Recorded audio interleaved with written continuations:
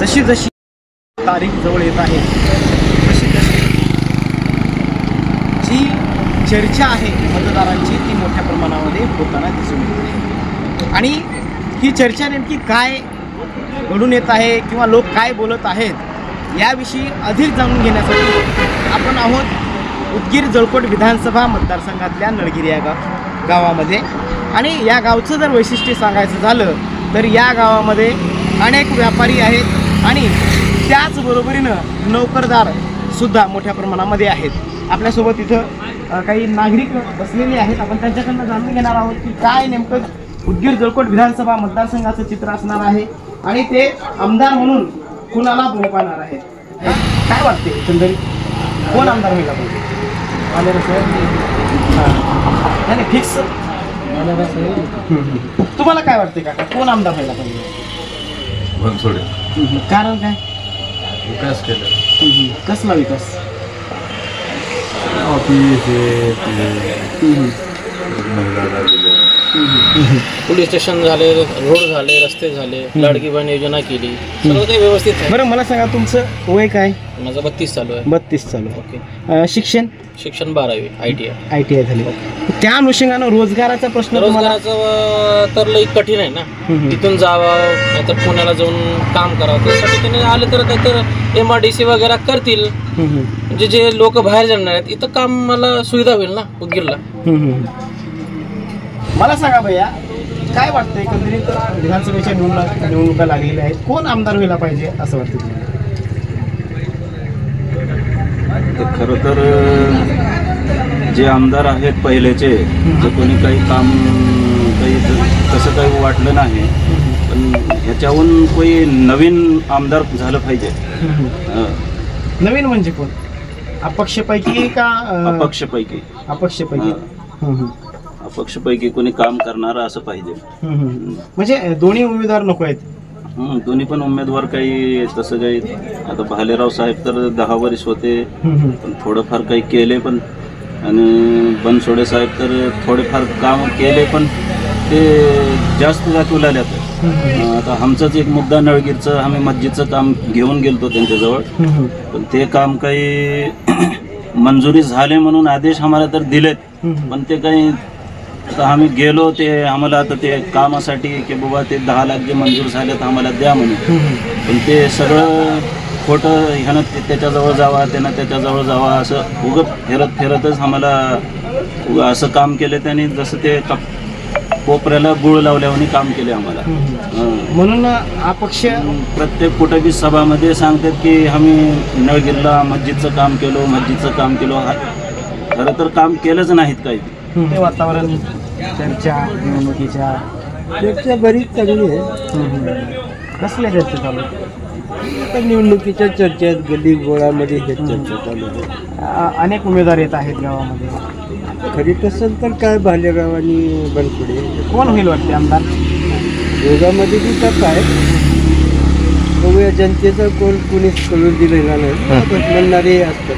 बरं मला सांगा तुम्ही काय काम करता? मी शेती करतो. तर शेतकऱ्यांचे काय प्रश्न आहेत?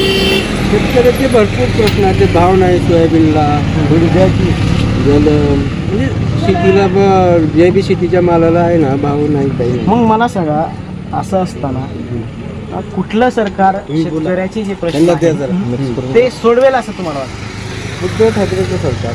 उद्धव ठाकरे सरकार त्यांनी भाव दिला होता सोयाबीनला चांगला. त्यांचे प्रश्न त्यांनी सुरू करतो. आमदारही आले पाहिजे त्यांचे उद्धव ठाकरे साहेब मुख्यमंत्री होण्यासाठी. आमदार आले पाहिजे. आल्याशिवाय तर मुख्यमंत्री होऊ शकत नाही. तरी तप आहे. बघूया चला काय चालू आहे आजोबा? काय आहे शेतामध्ये? काय पूर आहे. सोयाबीन किती झाले? 30-35 टक्के. मला सांगा शेतकऱ्याचे काय प्रश्न आहेत नेमकं? आता त्यांनी म्हणलेवणीच आहे ते हां हां सगळे अडचणी आहेत पण काय कोणतंही सरकार निपटू शकत नाही का तर नवीन सरकार आलं. 40 वर्ष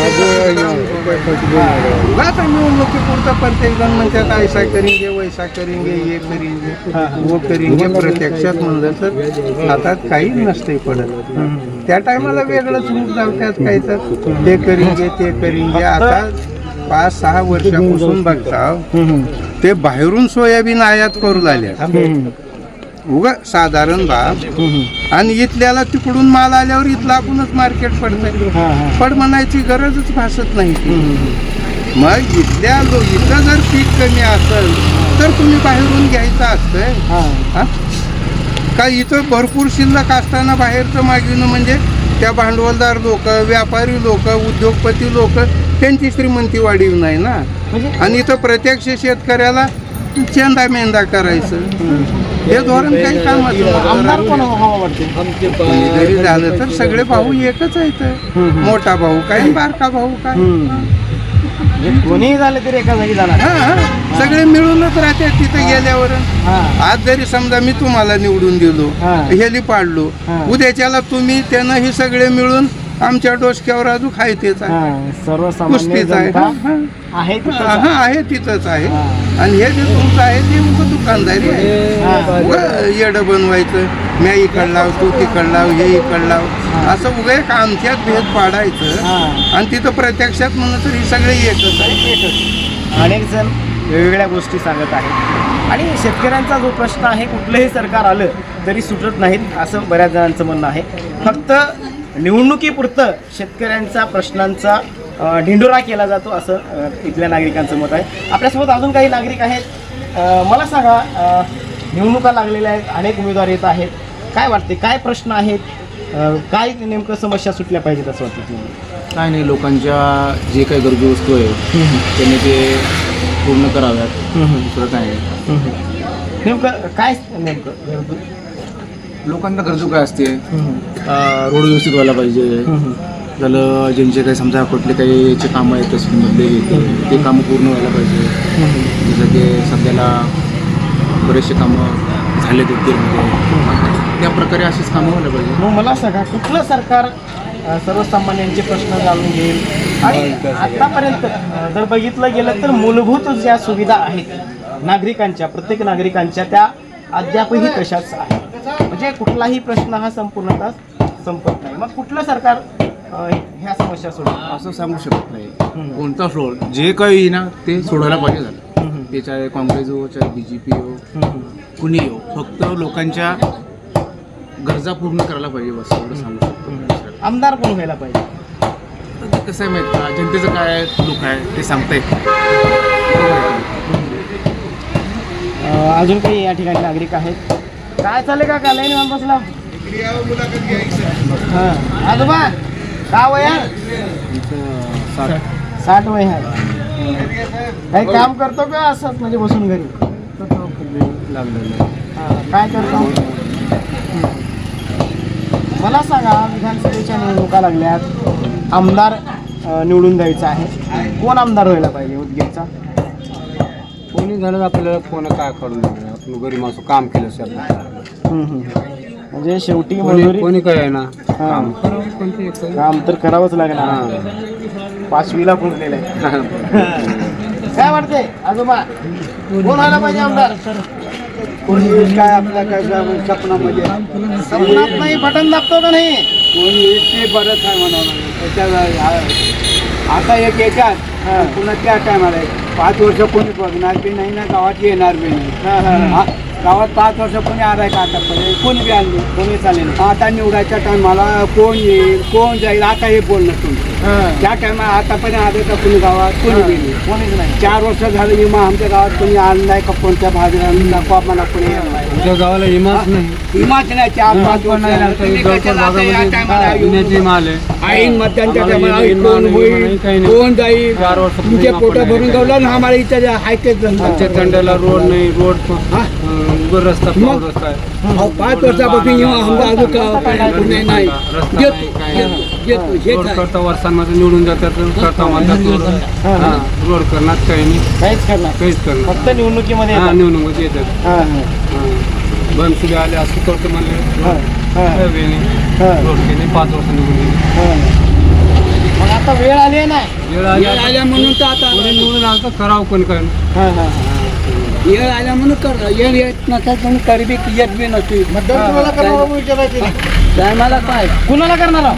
बघू आता जेव्हा आपला मन आपल्या मनाला जेव्हा येईल तेव्हा करू आता कोणाला देव सांगून करताय या टाइम आमच्या मनात त्या टायमाला करू अगदी बरोबर. या ठिकाणी काही लोक आहेत आणखी मतदार जे आहेत ते कट्ट्यावर बसलेले आहेत आणि कट्ट्यावरचे लोक जे आहेत ना ते खूप वैचारिक असतात. त्यांच्या डोक्यामध्ये सारखं काहीतरी चालत असतं. असे काही नागरिक आहेत आपल्यासोबत. आपण त्यांच्याकडनं जाणून घेणार आहोत नेमकं काय चाललंय. ते साहेबाला विचारा. निवडणुका लागल्यात, काय चर्चा आहेत तुमच्या आता वरच्यावर? चर्चा सगळं कसं गावाचं राजकारण ढवळाढवळ झालेलं आहे मुळात. तर त्याच्यामुळं सगळं विस्कळीत होऊन गेलेलं गावचा विकास. आता गावचा विकास कोण करणार आहे हेच आम्हाला माहित नाही अजून. 6 महिन्याला निवडणुका होतात गावामध्ये.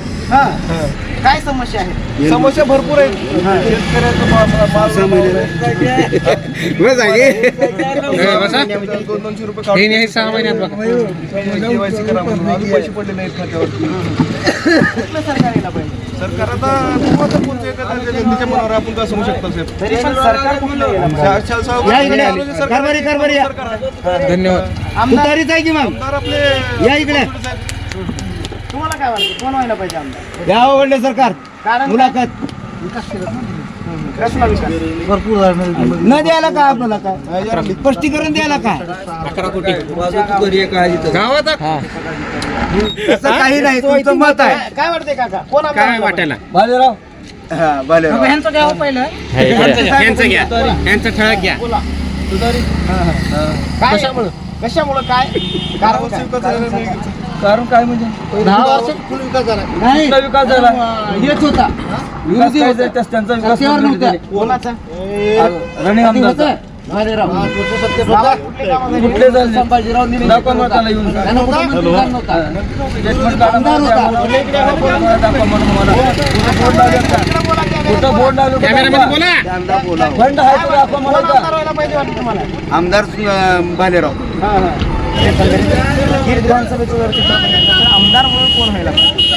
सुधाकर भालेराव. कारण काय म्हणतात? कारण काय मागे त्याने आता महाविकास आघाडीचे त्याच्यामुळे उमेदवार असल्यामुळे हे होते. कारण याने गद्दारी केली सोडून गेले. ज्या मतदारांनी तुम्हाला मतदान करून निवडून दिले होते तुम्ही गद्दारी करून तिकडे गेलात. ते लोकांना पसंत नाही. आणि 4 बिल्डिंग बांधणं म्हणजे तो काही विकास नाही. शेतकऱ्यांना 3 वर्षापासून विमा भेटला नाही शेतकऱ्यांना. तुम्हाला पण माहिती आहे प्रत्येक उदगीरमध्ये 9 कोटी मतदार 9 कोटी मिळाले उदगीर तालुक्याला. बाकी त्याला 36 कोटी 38 कोटी 40 कोटी मिळाले. मंत्री असताना राज्याचे मंत्री असताना तुम्हाला 9 कोटी मिळतात म्हणजे दुर्दैव आहे आपल्यामध्ये विधानसभा मतदारसंघाचं उदगीरच्या. मला सांगा काका, आरोप प्रत्यारोप होत आहे. विधानसभेच्या निवडणुका लागल्या आहेत, अनेक भाषणं होत आहेत. त्या पार्टीचे त्या पार्टीवरती आरोप करतात, त्या पार्टीवरती आरोप करतात. या आरोपामध्ये काय तथ्य आहे? ते समजा बेकार आहे ते म्हणजे काय आहे दुसरा तर समस्या काय आहेत तुमच्या मतदारसंघात?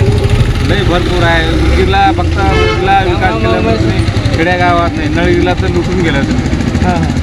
कोण लुटलं? ते बाले काय बनसोडे त्यांचं नावला ठिकाणी तर काही बी नाही. राजकीय कार्यकर्ते नाही माहिती नाही असं आमचं म्हणणं असं आहे. तुम्हाला काय वाटते काका? कोण आमदार व्हायला पाहिजे? आमदार भालेराव. कारण काय चांगला माणूस आहे, लबाड माणूस आहे. काय लबाडी केली ते? काय आमच्या शेतकऱ्याला काहीच केलं. 5 वर्षामध्ये विमा मिळाला नाही, सोयाबीनला भाव नाही. अहो काय विकासच्या उदगीरमध्ये त्या थडगे बांधून बसले. ग्रामीण भागात कसलाच विकास नाही. लाडक्या बहिणीचे पैसे 1 रुपया खात्यात पडला नाही. 1 रुपया पडले, बऱ्याच महिलांना पडले. दुसऱ्याचं मी काय सांगू शकतो. माझं स्वतःचं मी सांगला नाही म्हणलं तर आम्ही 5 दाखवा म्हणलं इथं आहे माझ्या गाडीमध्ये मला 5 दाखवे 1 रुपया म्हणजे आमदार बदलला पाहिजे असं वाटतं. तर हे होते नळगीर गावातील नागरिक आणि आपण त्यांच्या एकंदरीत समस्या जाणून घेतलेल्या आहेत आणि त्यावर चर्चाही केलेली आहे. आणि 20 तारखेला मतदान होईल आणि 23 तारखेला निकाल लागेल आणि त्या निकालानंतरच नेमकं आमदार कोण होईल हे कळेल. मी बसवेश्वर डावळे आणि माझ्यासोबत माझे सहकारी सुधाकर नाईक, उदगीर, नळगीर.